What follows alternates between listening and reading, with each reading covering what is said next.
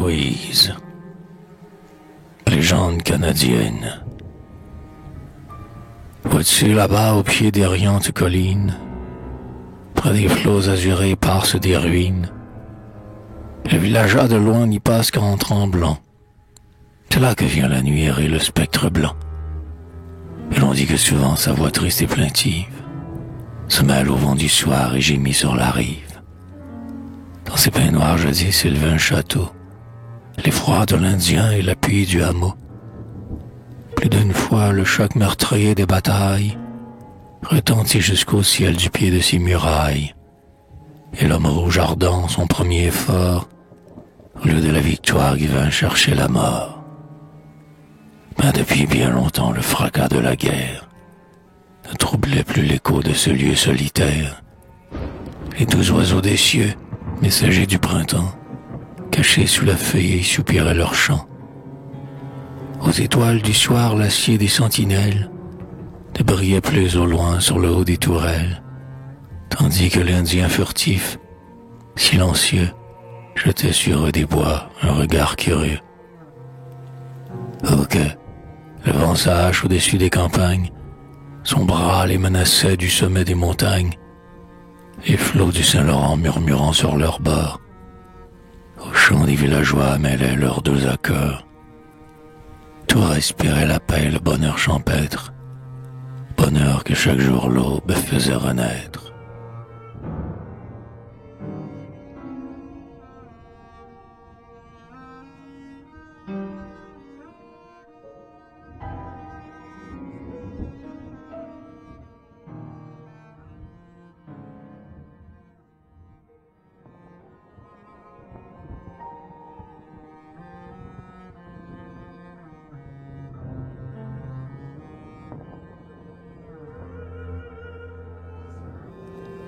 Ce manoir était l'héritage, et l'on voyait au-dessus du village s'élever dans les airs de loin son front hardi.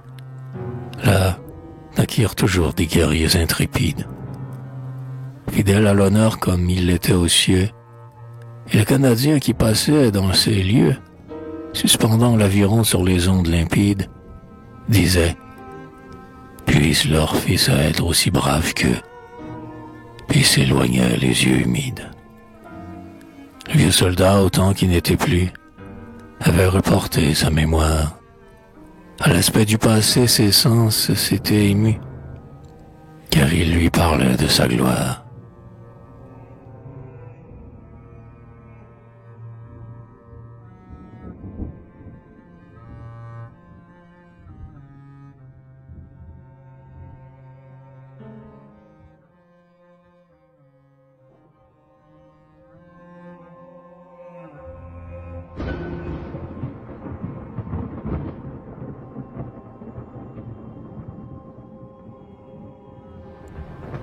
Les arbres touffus autour du vieux château, dont l'image en tremblant se dessinait sur l'eau, s'entretenaient un soir Édouard et Louise, assis sous les rameaux balancés par la brise. Louise ressemblait, sous ses vêtements blancs, à ces anges du ciel pur et resplendissant, dont les bardes divines nous ont tracé l'image. Une noble douceur régnait sur son visage. L'un pour l'autre, leur cœur semblait être formé. Avant de le savoir, tous deux s'étaient aimés.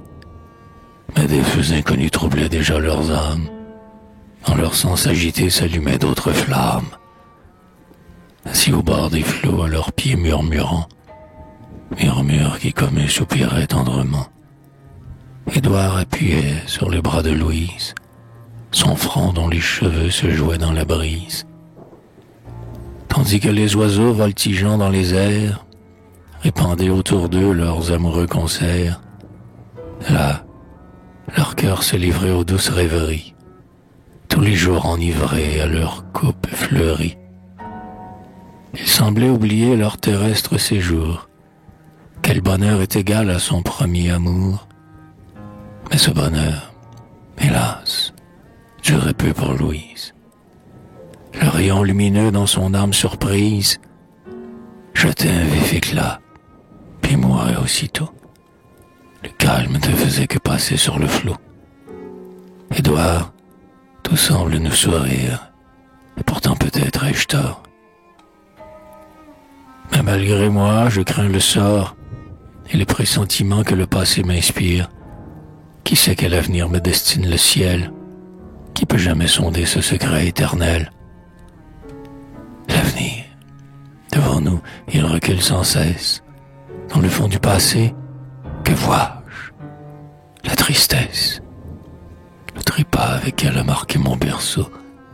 Hélas, mes premiers cris troublèrent un tombeau. Non, je n'ai jamais vu ceux qui m'ont donné l'être. Sous le toit étranger, Édouard, j'ai dû croître.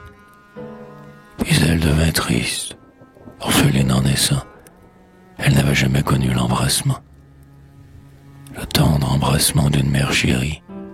Et sans savoir pourquoi sa paupière attendrie se voilait souvent de pleurs, en voyant du matin, le soir, périr les fleurs. Ou la feuille que loin de sa tige tremblante, emportait dans son cours l'onde toujours fuyante. Édouard, Édouard, pour toi fut le bonheur, et dans ces lieux si chers un père dont le cœur, te compris et pour toi battait plein d'espérance, veilla sur ton berceau, protégea ton enfance. Une mère sourit tous les jours à tes vœux, et sème sur tes pas des jours purs et heureux. Mais moi, pauvre étrangère, en vain mon âme est triste, qui peut soulager sa douleur? Hélas, chaque pensée qui m'égaie ou m'attriste doit naître et mourir dans mon cœur. À ces mots, Édouard s'attendrit et la presse longtemps contre son sein. Pourquoi tant de tristesse? Ô toi, pour qui je donnerais mon sang?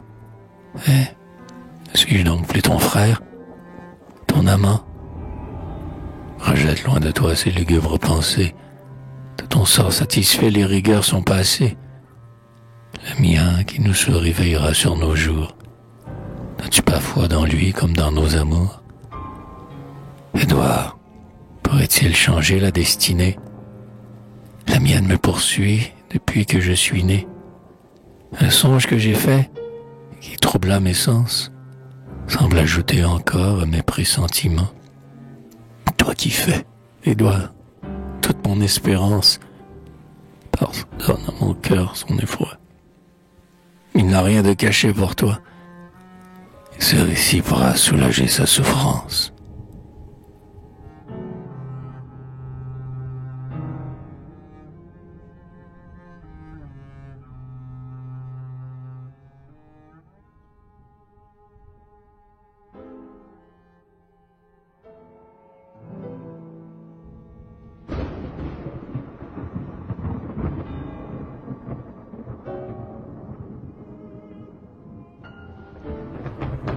Un soir, on entendait dans ce manoir antique des pas sourds, cadencés, une douce musique, puis un bruit prolongé de rire et de voix qui réveillait l'écho silencieux des bois. Les fenêtres semblaient rayonner de lumière, les flots du Saint-Laurent dans leur pente légère brillaient comme un miroir qu'embrasent mille feux, et leurs reflets doraient les nuages des cieux. On fêtait en ces lieux une grande victoire. Pour toi-même, Édouard, tu partageas la gloire. Sans beauté ils brillaient, et leurs traits souriants, sous leurs longs cils arqués, leurs yeux noirs, languissants, étincelaient de grâce, et partout leur sourire répandait dans les cœurs la joie et le délire. On vantait tes exploits, on chantait les vainqueurs. Ton vieux père à ton nom, d'orgueil versait des pleurs. Mais un bruit tout à coup frappe la salle immense. Un ciel, là-bas, là-bas, un spectre qui s'avance. Tous les yeux sont tournés au sommet du coteau, que la lune effleurait derrière le château.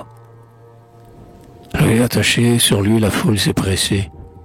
Muette de frayeur, elle reste glacée. Je sens encore mon sang remonter vers mon cœur. Ses yeux étaient hagards, une sombre pâleur. Sous ses cheveux épars régnaient sur son visage. Mais sa voix était douce et semblable au feuillage qu'agitent mollement les zéphyrs du matin. Son linceul vers nous, il éleva la main. Et sa parole alors suave, mais tremblante, porta jusqu'au festin sa plainte gémissante. Et l'écho de la nuit en répétant ses chants fit retentir le ciel de ses tristes accents. Écho du soir qui veillait dans la plaine, vers Édouard portait ma triste voix, car de la nuit, l'humide et froide haleine glace mon sein qui tremble sous mes doigts. Il ne vient pas, et sa pauvre Louise, dans la nuit sombre attend toujours en vain. Va-t-il laisser au souffle de la brise périr de froid la fleur sur son chemin? Cher Édouard, pourquoi briser ma vie, si jeune encore et versé tant de pleurs? Mes tendres roses, à cette tige affaiblie, à qui l'on souffle avant l'aube et je meurs. Il n'entend plus la voix de l'orpheline, dont les accents faisaient vibrer son cœur. Froide et tremblante au haut de la colline, il n'est plus que l'enfant du malheur. Tombé là-bas, en gardant la frontière, parmi les preux qu'a frappé le trépas, le noir tombeau va couvrir sa poussière, car Édouard ne nous reverra pas. On entendait encore ces mots dans la nuit sombre, que le spectre à nos yeux disparaissait dans l'ombre. Un silence suivit ce spectacle effrayant, présage qu'on n'osait s'expliquer qu'en tremblant, quand le bruit d'un coursier retentit dans la plaine. Bientôt l'on entendit sur le parquet de chêne glisser en murmurant le sabre d'un soldat qui revenait des bords de la Monongala. Dans le château soudain bruit confus résonne, et ton père pâlit, la force l'abandonne. De sa tremblante main la coupe avec fracas tombe sur le parquet et se brise en éclats. Édouard n'était plus. Puisse naître ce songe qu'un présage trompeur que soufflait le mensonge à l'esprit du sommeil qui flottait sur mes yeux. Mais je n'ose sonder dans les secrets des cieux. Édouard à ses mots a gardé le silence. Son cœur semble un moment frappé par la puissance que le génie occulte évoque en sa frayeur. Mais la raison bientôt domina dans son cœur. As-tu vu quelquefois flotter sur la campagne, Louise, des brouillards d'où là-bas la montagne paraissait s'élever comme du sein des flots? Tes yeux cherchaient, en vain, nos verdoyants coteaux. À peine le soleil commençait sa carrière, le brouillard se perdait noyé dans sa lumière, tel, devant la raison, le rêve de la nuit, qui troublait le sommeil, se dissipe et s'enfuit. Pourquoi tremblerions-nous devant un vain fantôme? Comme au sein de la Grèce, on vit jadis un homme, au pied d'un dieu qu'il fit, tomber saisi d'effroi, de la raison connaissant mieux la loi. Le ciel ne fut-il pas pour nous toujours propice? Ta sensibilité fait seule ton supplice. Ce ciel brillant et pur accuse nos soupçons, et tu sais qu'en doutant de l'or nous l'offensons. Regarde l'oiseau qui passe. Doute-t-il de l'avenir? En voltigeant dans l'espace, il ne songe qu'au plaisir. Et quand l'air est serein et frais dans le bocage, ne fait-il pas sans cesse entendre son ramage? Pourtant l'hiver viendra lui ravir son bosquet. Et nous, un rêve vain nous trouble et nous distrait. Ô délices de mon âme, Louise, les cieux nous seront bons. Ils souriront à notre flamme, car ils sont purs, nos cœurs, comme l'air sur nos fronts. Ta voix, cher Édouard, comme le frais zéphyr, a versé dans mon sein le calme et la fraîcheur, et ma crainte s'enfuit devant ton doux sourire. Je suis sûr, toujours près de toi du bonheur. Puis ces nuages passaient. Le ciel n'est pas toujours sombre, et ses yeux reparaissaient, purs. Son front n'avait plus d'ombre.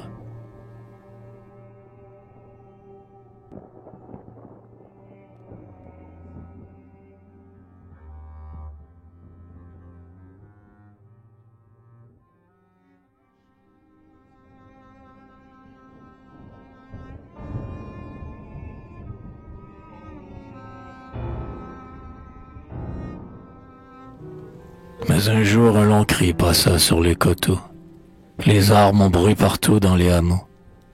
La guerre au Canada, debout soldats de France. Au champ virginien déjà brille la lance. Louise, tout à coup, se rappelle en tremblant le songe affreux qui lui fit tant d'alarmes. Mais au château, déjà, se préparaient les armes, car le son du Chambly était noble et vaillant. Partout retentissait le clairon des combats. Les vassaux de Chambly se pressent sur ses pas, et plus d'un vieux guerrier à la démarche altière semble encore animer leur audace guerrière. Leurs cœurs battent d'orgueil à l'aspect de ces preux. Le coursier de leur chef, frappant le sol poudreux, ronge au pied du château son frein couvert d'écume. Impatient, son œil ensanglanté s'allume. Déjà le blanc panache ombrage en balançant. Sur le front d'Édouard, un regard menaçant. À l'épaule en sautoir pendait sa carabine. Un stylet d'or brillait au bas de sa poitrine. Édouard, Édouard, sa mère en sa douleur. Au milieu des sanglots la presse sur son cœur. Mais Louise était là, debout, pâle, immobile. Il la serre en ses bras, dans sa douleur tranquille. Elle ne peut parler, elle ne sent plus rien. Son cœur serré respire à peine sous sa main. Son amant était loin qu'elle croyait encore entendre résonner sa voix douce et sonore.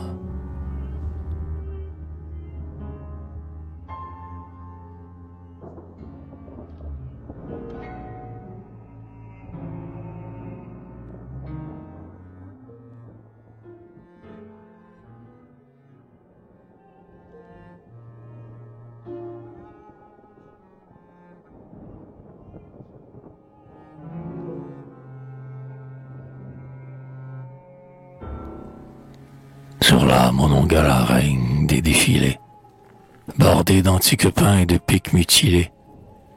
Dans le fond du vallon, l'herbe épaisse et pressée, flottait au gré du vent comme l'onde agitée.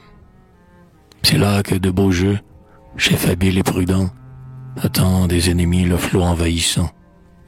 Le ciel muet brillait au travers des feuillages. Soudain, un bruit lointain troubla ces lieux sauvages. Les voilà, c'est Braddock et 1200 soldats. Ses plus braves guerriers accourent sur ses pas. Chez les Canadiens règne un profond silence. Beaujeu n'a pas besoin d'exciter leur vaillance. Ils savent sans chef même y combattre y mourir. On lisait sur leur front l'espoir de conquérir. Bientôt, les ennemis résonnent les trompettes. Les rayons du soleil frappaient leurs baïonnettes. Ils marchent pleins d'orgueil, et de leurs étendards, l'ombre, en se prolongeant, couvrait leurs fiers regards. Ils marchent, mais, soudain, ainsi que dans l'orage, l'éclair étincelant traverse le nuage. Brille un feu qui, partout, sur eux vomit la mort. Sur les cris des mourants s'élève un cri plus fort. Vive le roi! 3 fois de montagne en montagne, ce cri canadien roula dans la campagne. Tel on vient de l'entendre aux rives des détroits, terrible aux ennemis encore comme autrefois, comme le flot brisé sur la roche plaintive, retombe avec fracas en blanchissant la rive. Les ennemis rompus et saisis de frayeur reculent un moment sous ce feu destructeur, mais la voix de leur chef à la fin les rallie. Le combat recommence avec plus de furie. Les cris des combattants s'élèvent jusqu'aux cieux. Les boulets rugissant s'élancent furieux. Le ciel était couvert de torrents de fumée, sillonnés avec bruit par la foudre enflammée. Tout à coup, de Beaujeu par le fer est atteint. Une balle invisible a tranché son destin. Il chancelle et puis tombe avec bruit sur l'arène. La mort planait en tout lieu sur la plaine. Le brave Washington combattant soldat, avec quelques guerriers balance le combat. Les fils du Saint-Laurent répandent le carnage. L'intrépide Dumas anime leur courage. La carabine au poing, dans sa bouillante ardeur, de Chambly comme lui combat avec valeur. À la tête des siens, il plonge en la mêlée. L'âge des combats, sa voix élevée. Heure tranchant, meurtri, en cercle fendant l'air, s'élevait, retombait aussi prompt que l'éclair.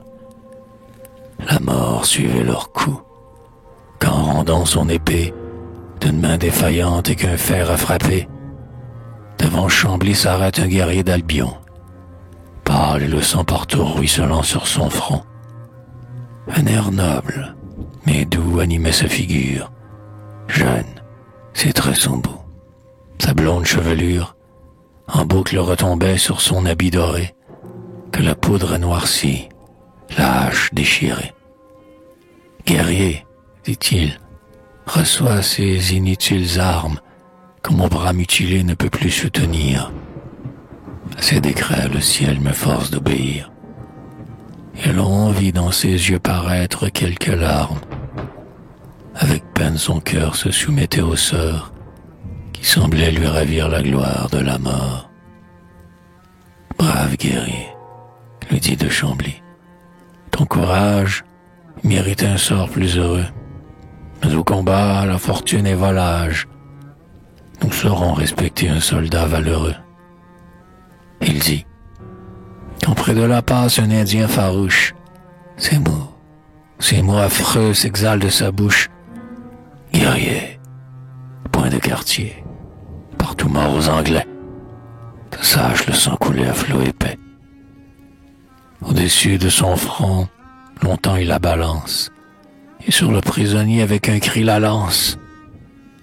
Pour détourner le coup, Chambly lève son bras. Dans l'air vint se choquer l'acier des tomahawks. Mais celui de l'Indien rebondit vers la terre. Dans le flanc de Chambly, la hache meurtrière s'enfonce en mugissant. Le guerrier en tombant exhale avec son âme un sourd gémissement. Cependant, le combat s'éloigne dans la plaine. Les morts et les mourants jonchent partout l'arène. La victoire, déjà, couronnait les vainqueurs. Braddock s'oppose, en vain, à leur flot destructeur. Chaque effort qu'il veut faire accroît encore l'abîme. Mais l'aspect de la mort, il aigrit et l'anime.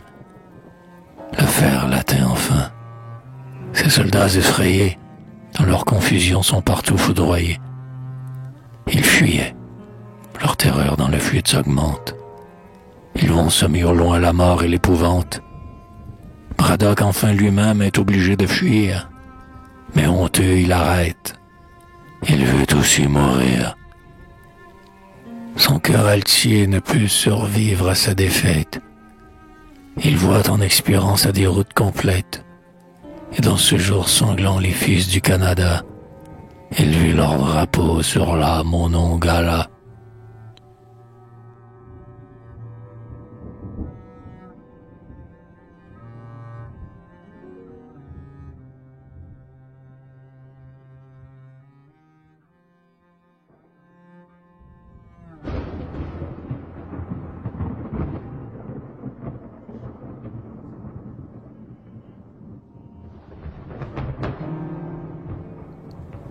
Le manoir était triste, et le vent de l'automne frappait dans les vitraux plaintifs et monotones.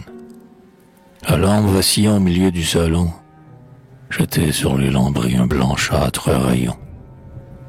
Louise veillait seule, et la tête penchée, ses regards s'arrêtaient sur la voûte étoilée, que souvent lui cachait un nuage fuyant. Puis ensuite le ciel devenait plus brillant. Le vent qui gémissait au milieu des silences, dans son âme pensive entretient la souffrance. De songes effrayants agitent son esprit, fantôme fugitif dans son cœur se nourrit. Pourquoi donc suis-je triste? Hein? La vie est amère. Édouard? Non, nul bruit au chemin solitaire. Qui sait s'il reviendra, s'il le reverra jamais, le toit qu'il a vu naître et nos bocages frais. Sa nef fendre les flots, les dangers, la misère, ont partout assiégé sa nouvelle carrière. Peut-être, hélas, la mort sans cesse sur ses pas, à moissonner ses jours au milieu des combats. Et ses yeux attendris se remplissaient de larmes. De noirs pressentiments augmentaient ses alarmes. Quand un soir un bruit sourd agite le coteau, un guerrier inconnu paraît dans le château. Le cœur bat à Louise. Elle craint.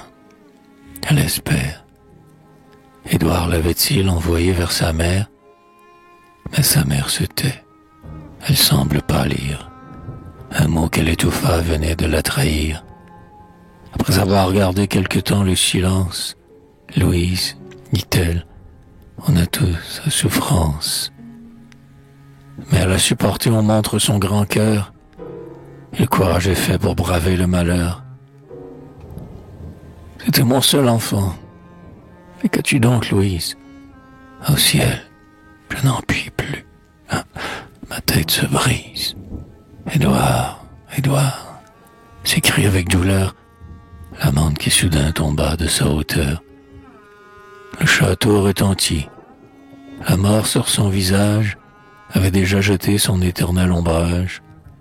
Ce spectacle ému le guerrier valeureux sentait couler les pleurs qui tombaient de ses yeux.